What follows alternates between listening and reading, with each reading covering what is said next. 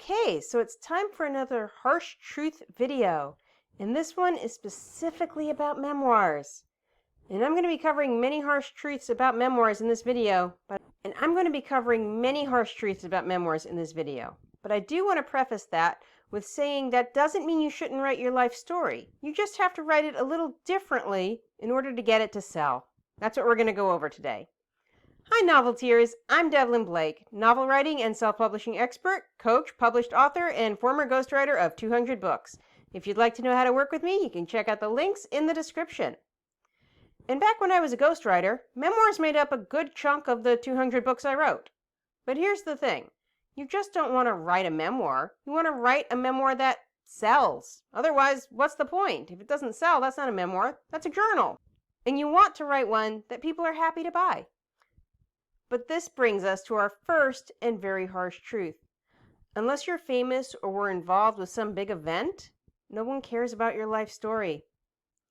Michelle Obama can write a memoir and have it sell. Kim Kardashian and any other famous person can write a memoir and sell millions of copies. You and I can't do that. So we have to think of other ways to make our story matter to people. In doing so, this memoir becomes less about you and more about your readers. It becomes about telling a story, crafting characters, a plot, and a decent, happy ending, because nobody wants to read a memoir with an unhappy ending. That's what literary fiction is for. Unhappy endings. But these are things I teach you how to do in my Novel Writers Club. We go over characters, setting, plot, genre, hooks, and so on. We also have critiques, group coaching, and a whole lot more. You can check it out at the link below. And that brings me to harsh truth number 2. You're not writing an account of your life. You're writing a story based on the account of your life. That's two very different things. In essence, you're writing fiction based on your own experiences. Remember when Lifetime used to make those based on a true story movies? People thought they were seeing the real story, but they were not. They were seeing a fictionalized account based on something that kind of sort of happened. The same needs to be true of your novel. It needs to be fictionalized in order to sell. That also means timelines need to be compressed, loose ends need to be tied up, and people in your story likely need to turn into composites, which means they're made up of 2 or more people. Because in your life, you will meet random people. In a story, you don't meet random people. And this also keeps you out of legal trouble because you're not libeling anyone. And yes, I do mean libel. Slander is spoken, libel is written. And even though truth is technically a defense for, well, libel and slander, do you really want to have to prove it in court? Do you even want to have to take it to court? I certainly have better things to do than go to court over something. And I'm sure you do too. So use composites and characters only, not 100% real people. Now let's talk about harsh truth number 3. Your memoir needs a hook. What's a hook? It's the one thing that defines your story. It's not enough for a reader to go through a certain period of your life. It needs to have meaning. So, what is it about? Is it about the time you started your life over, like Eat, Pray, Love? Is it about the time a big secret came out and it destroyed your family? Or didn't destroy your family and made it stronger?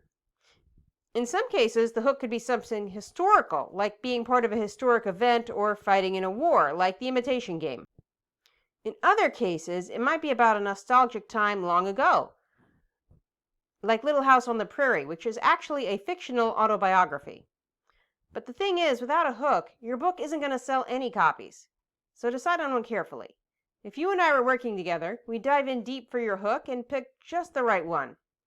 You can learn more about working with me at the links below in the description. And the final harsh truth. Don't tell your family and friends you've written the book. Seriously, just don't.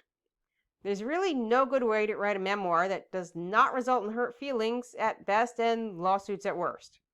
Of course, the lawsuit is another great reason for going the fiction route. This way you can assure them that part of it was made up and not something that you're saying was actually true. But we've already covered that part of it. But even without the threat of such suits, there will always be hurt feelings because 2 people can have radically different recollections of the same event, even if they were right next to each other when it happened. This is why not telling your friends and family about this book is one of the better choices, even though I know you're really going to want to. And finally, the last harsh truth. This does not apply to all the memoir writers, but it applies to enough of them for me to say this here. Don't write a book as a way to let the truth be known, even the score, or anything like that. This is known in the industry as a revenge book. And not only are they poison to the writer, they don't even sell. Tell-all books do not sell unless they're about somebody famous. Otherwise, nobody cares about your tell-all book. Newspapers are the place for that, not books. Not only will it not work in books from a reader standpoint, it also gives angry people who don't like being in your memoir a reason to sue. This is something you want to avoid whenever possible, as we've already discovered. So that's the harsh truth of memoirs for those of you who want to write a life story. And as I said, that doesn't mean you can't write your memoir. You just need to disguise it a little and make it more like a story. And if you'd like to know how to work with me on your life story, you can find more information at the links below in the description. That's about it. This is Devlin Blake saying right on.